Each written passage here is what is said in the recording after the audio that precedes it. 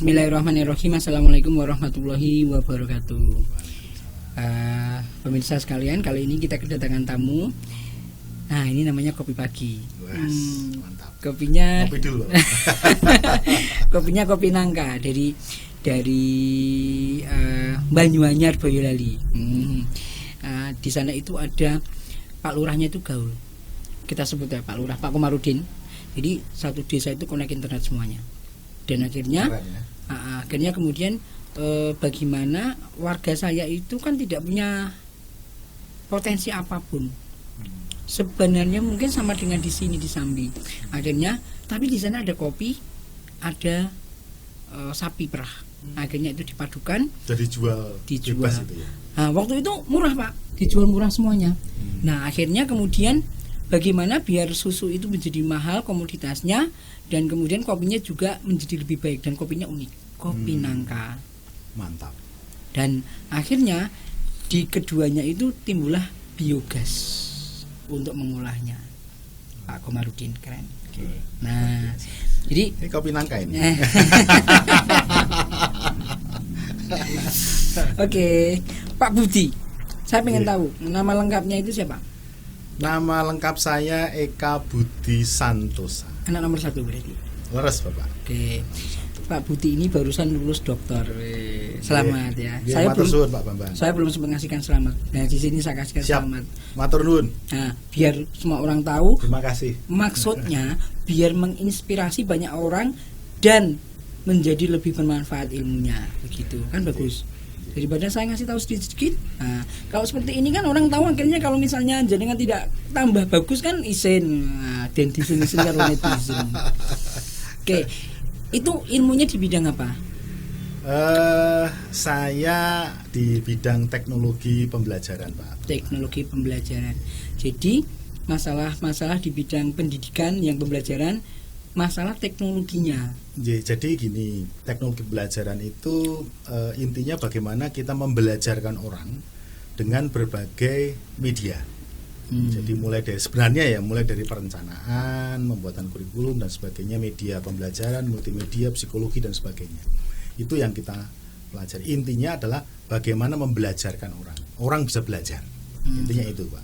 Unik, menarik. Ada psikologi juga. Kenapa kok bisa gitu? Jadi gini, psikologi pendidikan itu terkait dengan bagaimana seseorang belajar itu kan nggak semua sama Pak ya, karena manusia itu unik ya, tiap-tiap orang itu unik, tiap-tiap orang itu punya satu orang satu keinginan, 100 orang 100 keinginan, kelebihan dan kekurangan masing-masing. Nah di dalam keunikan tersebut salah satu yang membuat seseorang unik, gaya belajarnya unik dan sebagainya adalah psikologi orang. Gitu. Maka perlu dipelajari ya. Ya salah satunya itu perlu dipelajari. Termasuk gini Pak. Disertasi saya kebetulan terkait dengan self-regulated learning, Pak. Jadi terutama gini, sekarang kan lagi pandemi ini nih, lagi rame-ramenya bagaimana menggunakan komputer untuk pembelajaran. Nah ternyata penelitian saya itu menunjukkan bahwa tidak semua karakteristik orang itu cocok ternyata Pak, untuk model yang berbantuan komputer. Nah oleh karena itu ada hal khusus yang harus dimiliki orang. Ya salah satunya adalah self-regulated learning, atau kalau teorinya Regelut itu mengatakan self-directed learning. Ya hampir-hampir sama lah. Intinya bagaimana seorang mengatur diri untuk belajar sendiri. Seperti saat ini Pak, untuk yang kondisi pandemi saat ini itu kan orang dipaksa mau nggak mau harus belajar sendiri dengan digital. Nah tetapi kita harus sadar tidak semua siswa itu punya self-regulated learning. Dia mengatur dirinya untuk belajar digital. Handphone aja lah Pak, seorang anak dikasih handphone, ada beberapa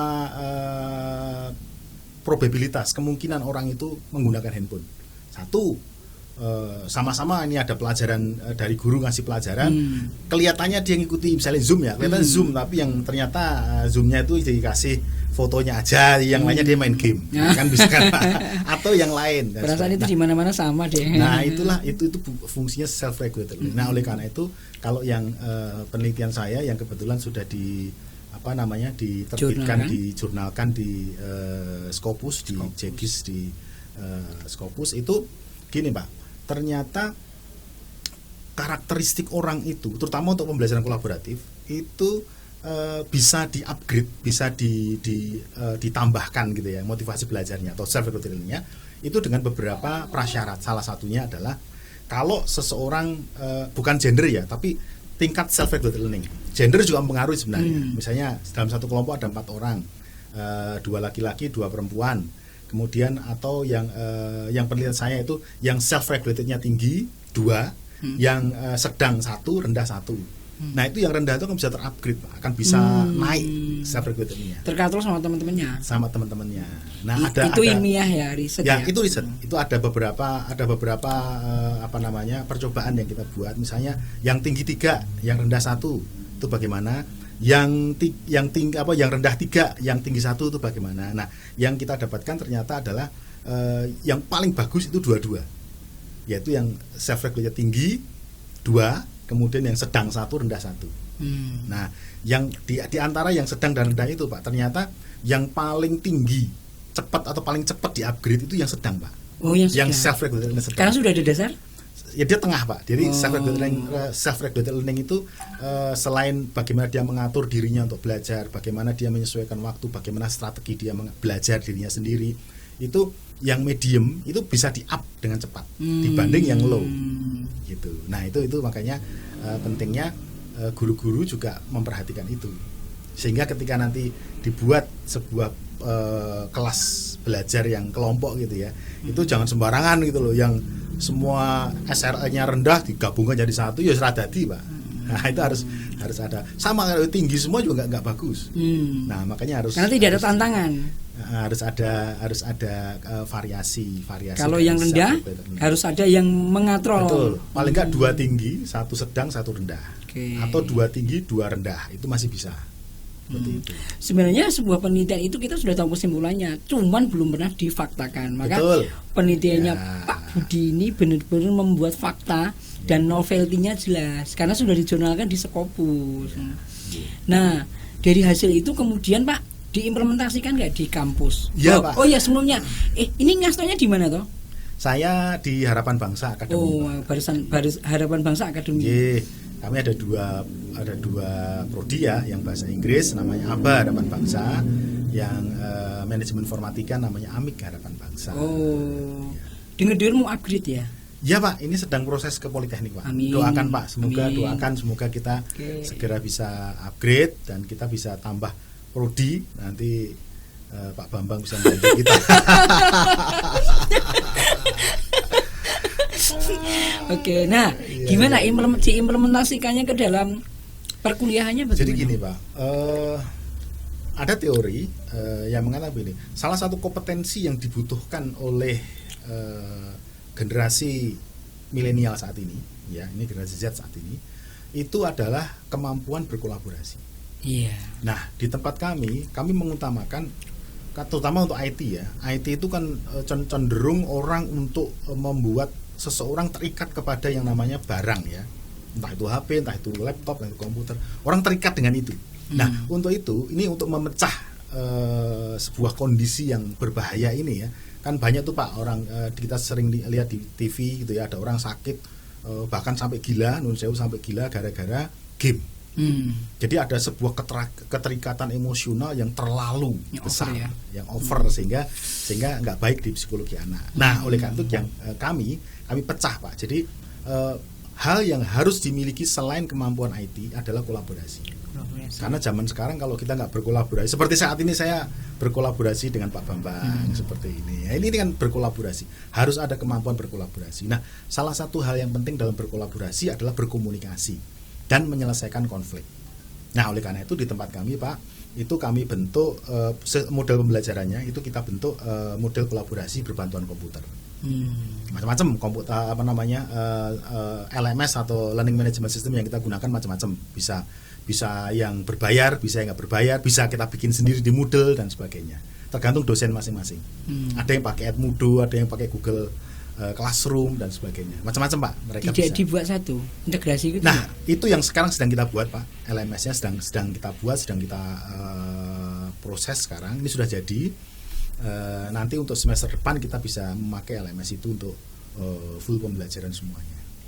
Kalau Pak Budi ditanya lebih ini pribadi ya, lebih senang mana antara pembelajaran tatap muka atau menggunakan daring? Nah, itu polemik yang terkait dengan siapa kita, Pak. Orang-orang generasi X seperti kita, seperti saya yang usianya itu di atas 40 tahun, itu lebih nyaman untuk tatap muka. Tetapi untuk anak-anak kita yang generasi Y ini, generasi Z, generasi Y yang sekarang yang lahir tahun 2000 ke atas itu ya, yang itu sebenarnya mereka adalah natif digital, Pak. Mereka orang-orang natif, orang-orang yang memang lahir wis gitu, terima padanya gitu loh. Bahkan masih bayi aja pegangannya HP kan gitu ya, Pak ya. Nah, seperti itu mereka sebenarnya seharusnya lebih optimal bila kita menggunakan pembelajaran daring. Faktor X-nya apa? Nah, tadi yang faktor X-nya yang membuat seseorang itu meskipun dia natif digital itu adalah self-regulated learning. Jadi bagaimana dia mengatur diri untuk dia belajar. Nggak tertarik dengan YouTube. Ketika dia belajar dia lebih senang dengan, misalnya sama-sama kita dosen atau guru biasanya kan pembelajaran pakai YouTube ya. Oke, dia buka YouTube sebentar. Tapi dia ngelirik kanannya itu ada bagus-bagus nih lagu-lagu baru nih. Ganti ke situ. Itu self-regulated learning. Nah, disitulah perbedaan dari masing-masing orang sehingga orang itu bisa maksimal, bisa optimal dalam pembelajaran kalau dia punya kemampuan itu. Tapi kalau Pak Budi sendiri senang yang mana? Kalau saya kebetulan yang saya gunakan blended, Pak. Blended ya. Yang saya gunakan di kampus, di kelas saya itu blended. Nah, blendednya macam-macam, Pak. Artinya saya bisa pakai kelas terbalik. Jadi saya kasih dulu video pembelajaran saya, materi saya, ya terkenalnya flip classroom lah. Jadi saya kasih, kemudian mereka pelajari. Ketika dia tatap muka dengan saya 30 menit saja, Pak. Itu saya hanya mengelaborasi apa yang dia pelajari. Plus kita akan bahas apa yang kita buat untuk tugas mandiri dan tugas kelompok di luar kelas. Oke, eksternal ya. Nah, itu cukup 30 menit, Pak. Nah, ini bisa kita gunakan juga untuk pembelajaran daring, Mas. Sebenarnya daring itu nggak lama-lama, Pak. Boros kuota. Anak-anak banyak keluhannya boros kuota, terlalu lama gitu. Kita istilahnya kelas daring itu bukan berarti memindahkan kelas offline ke kelas online. Itu kesalahan konsep. Itu adalah orang yang kadang-kadang salah terima di situ. Betul, Pak. Nah, harusnya kita harus mulai menggunakan flip classroom ini. Jadi kelas terbalik, Pak. Kasih dulu materi yang akan kita pelajari besok. Anak-anak sudah belajar dulu di rumah. Dia pelajari, lalu ketika kita ketemu tatap muka di kelas atau di daring, itu cukup diskusi ya. 15 menit atau 30 menit itu elaborasi plus kita menyampaikan tugas-tugas mandiri yang akan dikerjakan oleh anak-anak. Sehingga nggak boros kuota, Pak, kalau yang daring, Pak. Kalau yang luring, yang offline, oke lah. Anda bisa banyak hal bisa tapi untuk kondisi new normal saat ini kan dibatasi, Pak.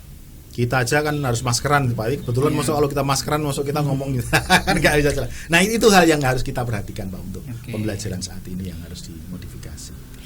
Nah, ini kan di majalah ini sudah ada nih. Yang mana tadi ya? Di majalah ini kemarin dimuat ya. Di kuliahnya kan di Universitas Negeri Malang. Nah, yang S3-nya, Pak. Jadi kalau di S3 itu memang prodinya di sana apa? Ada banyak, Pak, prodi. Bukan yang Pak. Yang saya ambil itu teknologi pembelajaran. Teknologi pembelajaran, tapi risetnya sekali lagi tentang teknologi pembelajaran juga. Risetnya tentang computer supported collaborative learning dan self-regulated learning. Seberapa besar pengaruh sebuah komputer itu terhadap pembelajaran, Pak Budi? Itu di riset ada nggak? Ada, Pak. Ada. Sangat-sangat besar. Itu teorinya Greenstein, Pak. Bukunya Greenstein. Itu dia mengatakan seperti ini. Kemampuan orang abad 21, ini abad 21 berarti ini orang-orang generasi tahun 2000-an ke atas gitu, Pak ya. Itu adalah salah satunya adalah kemampuan di bidang digital yang dia harus punyai, selain berkolaborasi, selain dia leadership, selain dia menciptakan inovasi, dia berkomunikasi dan sebagainya. Yang harus dikuasai adalah IT, Pak. Nggak peduli kamu jurusan programnya ekonomi, program hukum, program apapun, nggak harus orang yang program studinya adalah orang komputer ya. Semua prodi kompetensi yang harus dipunyai menurut Greenstein, buku yang dia sampaikan itu adalah dia harus menguasai IT. dan seluk-beluknya. Maka dari itu komputer, kalau tadi pertanyaan Pak Bambang, sejauh mana komputer dibutuhkan, sangat dibutuhkan oleh semua orang pada zaman ini. Semua lini pasti gunakan itu, Pak. Nah, oleh karena itu hanya beda-beda kuantitinya ya, Pak ya, beda-beda bebannya ya. Kalau orang-orang IT otomatis dia harus fokus ke situ, develop IT, bagaimana mendevelop website, program dan sebagainya. Website pun ya, itu ngomong-ngomong sederhananya. Itu sebenarnya kalau dulu kan kita harus bikin harus macam-macam ya yang harus kita pelajari dulu. Tapi sekarang kita cukup kan ada WordPress, Pak. Pak, cukup pakai WordPress. Kalau untuk misalnya kita punya usaha kecil-kecilan di rumah, kita punya usaha online seperti itu kan kita bisa pakai WordPress sebagai sarana kita untuk berpromosi. Ya. Gitu. Dah. Kalau saya boleh tahu kampusnya itu di mana sih? Kampus tempat saya kuliah. Iya. Enggak di HB-nya itu. Oh iya. Harapan Bangsa tempat saya mengabdi itu. Kok ngabdi? Ngabdi tuh, Pak. Lebih ya, Pak. Aku rasa duwe ya, Pak. Begitu ya. Iya, itu kami di Jalan Insinyur Sutami nomor 46 Jebres, Pak. Insinyur Sutami itu sejalur dengan UNS itu ya. Jadi kalau Bapak dari RSUD ya, Pak ya, RSUD Muwardi itu nanti ke arah itu utara RSUP sedikit. Ya, Pak? Apa itu? RSUP ya. UP ya itu ya sekarang ya. Itu ke arah utara terus ada pertigaan atau perempatan itu belok kanan, Pak, ke arah yang arah bis. Oke, jalur bis ya. Jalur bis yang arah Solo ke Surabaya itu, Pak. Nanti Bapak ketemu traffic pertama kali di kanan jalan traffic persis itu, situ ada kampus Harapan Bangsa.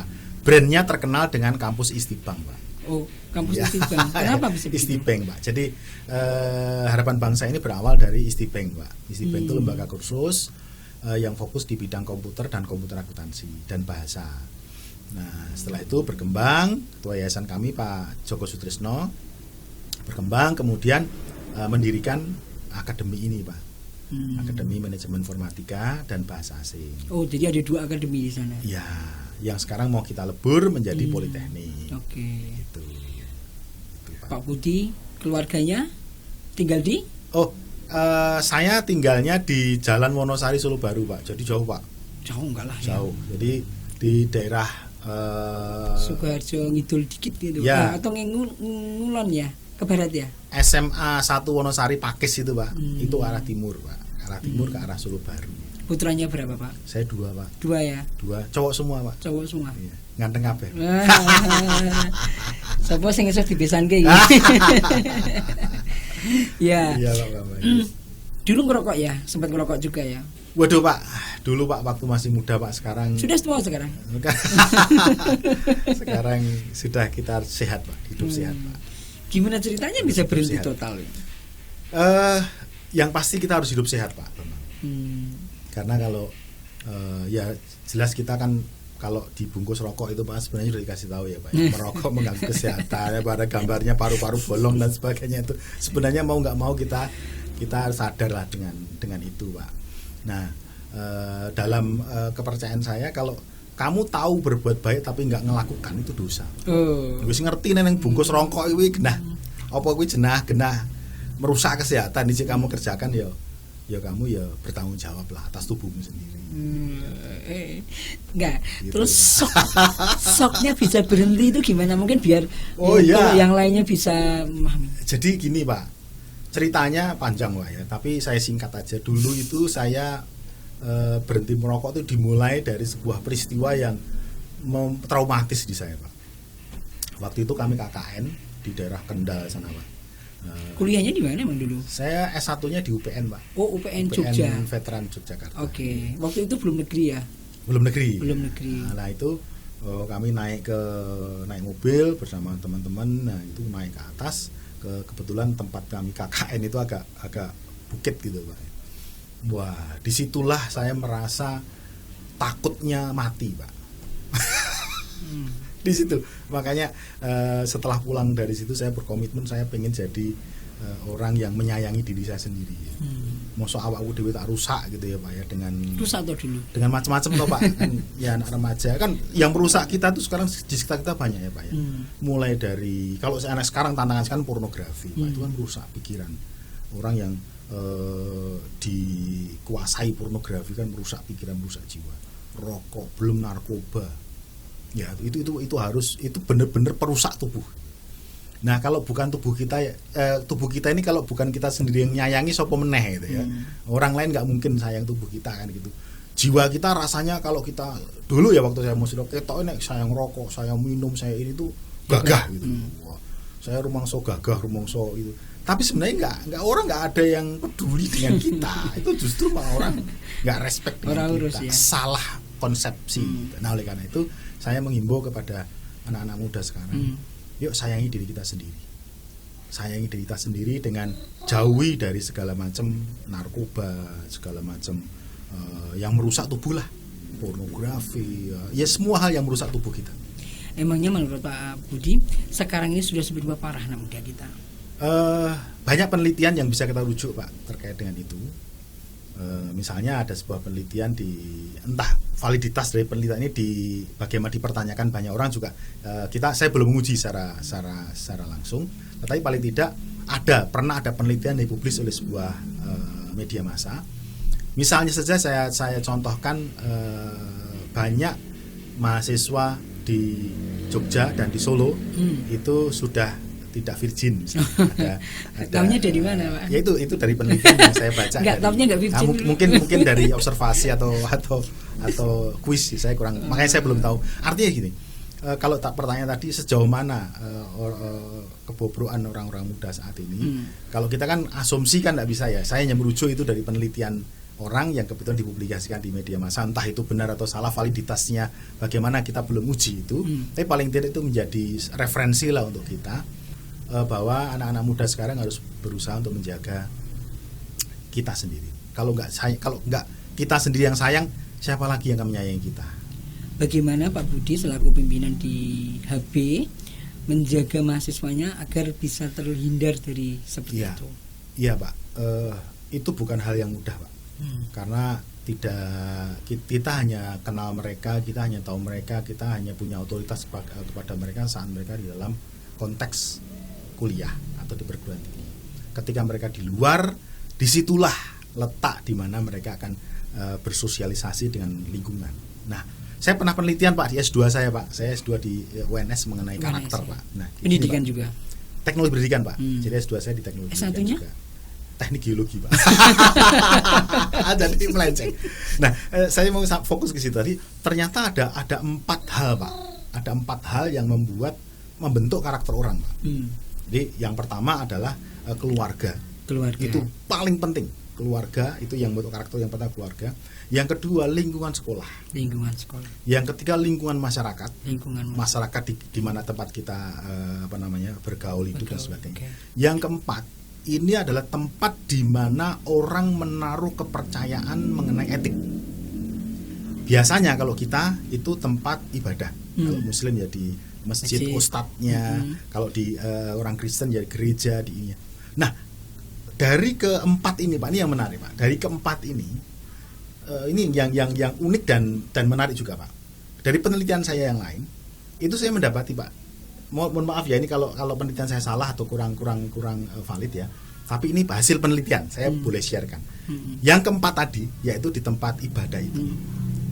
Saya meneliti tentang pengaruh materialisme di lingkungan kerohanian, Pak. Dan mohon maaf, lebih dari 40% pemimpin rohani ya di Jawa Tengah, penelitian saya di Jawa Tengah dan di Yogyakarta itu sudah terpengaruh dengan materialisme. Buktinya apa? Semua agama. Semua. Jadi buktinya apa? Jadi gini. Ini bukan nuduh ya, tapi misalnya. Tapi kan sekarang, ini riset. Bagi berarti bukan nuduh. Nah, sekarang gini. Seseorang diakui sebagai seseorang yang punya derajat kerohanian, entah itu pendeta, entah itu ustadz yang tinggi, itu kalau dia naik mobil yang mewah. Begitu selesai khotbah, selesai nyampaikan itu, fulusnya juga nggak mungkin rendah namanya. Dan beberapa indikator yang lain ya. Selain itu juga ada khotbahnya dia mengenai materialistis dan sebagainya. Meskipun secara asumtif mereka itu menolak materialisme, tetapi mereka pada dasarnya hidup dalam materialistik. Ketika mereka membanggakan dengan mereknya, mobilnya, merek bajunya, jam tangan, perhiasan dan sebagainya, tanpa mereka sadari mereka sudah masuk ke dalam jerat materialistik. Nah, ini bahaya, Pak. Dari 4 karakter tadi, Pak. Karena ternyata, Pak, sumber malapetaka itu ada di tadi, Pak, di materialisme. Ketika seseorang sudah, sekarang gini aja, Pak. Kita dibilang sukses itu kalau apa, Pak? Kaya. Cita-citanya orang tua, sumet gede, sugih, ndek duit kan gitu. Itu di masyarakat kita, kalau kita punya atau kita bawa mobil yang mewah dengan mobil yang tidak bermerek, Pak, orang lebih menghormati yang mewah. Mobil yang nggak bermerek itu kan raketan utang. Nah, itu materialisme. Itu kan bahaya sekali, Pak. Orang akan berusaha untuk menjadikan uang itu menjadi segala-galanya. Akibatnya ya korupsi. Sekarang kita tahu, Pak, korupsi di Indonesia itu gila-gilaan, Pak. Ya, Pak. Meskipun sekarang ada ada perubahan dengan KPK dan sebagainya. Sekarang ada penurunan kasus ya, atau indeks korupsi kita lebih baik dibandingkan dengan beberapa tahun yang lalu. Meskipun itu, tetapi tetap saja orang Indonesia ini masih gemar dengan itu karena tadi materialisme. Tapi kan ini sebuah penelitian, artinya memang sudah diuji dan valid. Kalau misalnya ada yang membantah, ya silahkan buat penelitian gitu loh. Dan silahkan tampilkan hasilnya. Betul. Jangan menghujat, karena ini riset ilmiah. Ya, betul. Nah, tapi pengaruhnya dari kalau tadi ke seberapa parahnya, pengaruhnya terhadap teman-teman yang lain, apakah juga dominan? Maksudnya? Jadi teman-teman itu kan sudah parah tadi dikatakan.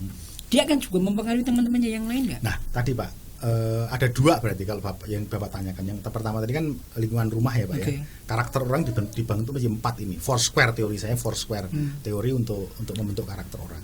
Yang pertama kan di rumah tadi. Yang Bapak tanyakan tadi 2, Pak, yaitu lingkungan sekolah dan lingkungan dia bergaul. Lebih parah lagi kalau lingkungan dia bergaul adalah lingkungan sekolah, dan kebetulan lingkungan sekolah tadi adalah lingkungan orang-orang yang tidak berkarakter baik, maka 50% dari orang itu pasti akan hidup nggak baik. Karena ada sebuah teori gini, lingkungan yang buruk itu merusak kebiasaan yang baik. Itu teori yang bisa dibuktikan. Lingkungan yang buruk akan merusak kebiasaan baik. Yang tadinya misalnya kita punya anak atau orang yang tidak merokok, begitu dia ada lingkungan sekolah yang merokok, di luar sekolah dia ya tetap, Pak, melu-melu nyoba-nyoba, dan akhirnya dia terjerumus ke dalam itu. Jadi intinya lingkungan memegang peran yang sangat penting untuk dominan untuk membentuk karakter anak. Bagaimana implementasinya di mahasiswa di HB? Nah, Pak, di kampus kami, Pak, memang ini tantangan berat. Kami sampai membuat ada 6 SKS, Pak, untuk karakter ini. 6 SKS? Ya, salah satunya adalah yang 2 SKS itu pendidikan anti korupsi. Lalu ada interpersonal skill. Ada kemudian pendidikan karakter. Sampai kita bikin belum lagi misalnya ada pendidikan Pancasila, kewarganegaraan yang kita gabung. Jadi itu juga salah satu upaya untuk mengubah karakter anak. Sampai segitunya, Pak, kita bikin ada banyak SKS. Tujuan kita per semester itu minimal ada tempat di mana kita tidak hanya mengasah hard skill anak, tapi juga soft skillnya. Gitu, Pak. Di HB itu sudah meluluskan berapa kali wisuda? Pak Bambang, di HB ini Harapan Bangsa ini sudah 25, Pak. 25 kali. 25 lulusan. Berarti sampai sekarang sudah berapa alumni kira-kira? Ada kalau 7.000 lebih, Pak. 7.000 lebih. Ya. Semuanya sudah kerja semuanya. Semua tersebar sudah di kerja. seluruh Rata-rata, Pak, yang periode saya memimpin di Harapan Bangsa ini. Sudah berapa tahun sih, Pak Budi? Saya di Harapan Bangsa sejak Agustus 2013, Pak. Agustus. Berarti baru, Pak, saya ya 7 tahunan lah. Pas Agustus ya? Agustus ini. Tanggalnya? Lupa saya, Pak. Jadi itu ya ini sudah kita berupaya lah untuk memperbaiki lah untuk kampus ini. Memang perguruan tinggi itu harus upgrade terus, Pak. Kompetensinya yang dikuatkan apa nanti? Kita lebih ke sistem formasi, Pak. Jadi lebih kepada bagaimana anak-anak, intinya adalah bagaimana anak-anak itu nanti lulus, selain dia bisa bekerja di bidang IT, dia juga bisa membuat bisnis yang terkait dengan IT. Kalau Pak Budi sendiri ketika riset itu yang di S3 respondennya bagaimana yang diambil?